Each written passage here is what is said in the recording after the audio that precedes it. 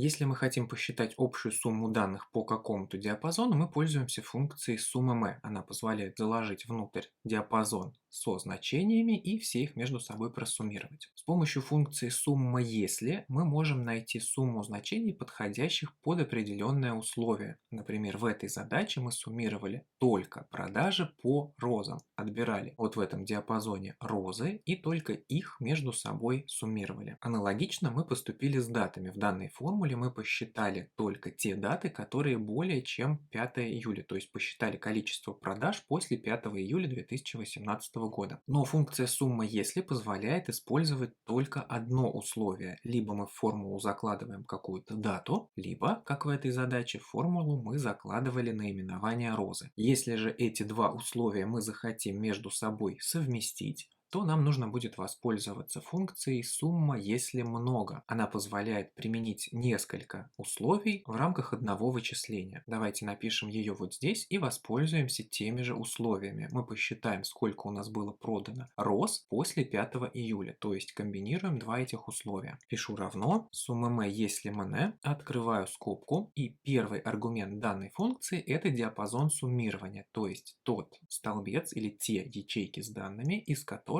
мы будем подбирать цифры, которые в конечном итоге просуммируем. В нашем случае это диапазон с количеством продаж. Точка с запятой. Далее в синтаксисе попарно идут диапазон критерия 1, критерий 1, диапазон критерия 2, критерий 2 и так далее. Обязательными являются только первые два. То есть в обязательном порядке мы указываем одно условие, а второе и далее условия являются опциональными. Наше первое условие мы хотим отбирать розы. Для этого я выделяю диапазон, в котором мы будем их искать. Это диапазон с наименованиями, точка с запятой. И далее указываю, что именно в этом диапазоне мы будем находить. Мы будем искать розы, поэтому пишу слово розы, не забыв окружить его кавычками, это текст. Точка с запятой. Мы с вами написали диапазон критерия 1 и критерий 1 и можем перейти ко второму критерию. В качестве второго критерия мы договорились использовать даты после 5 июля. Диапазон для поиска дат это столбец с датами продажи, выделяю все их, точка с запятой. Критерий для поиска, не забываем указывать его в кавычках, больше чем 0,5.07.2018.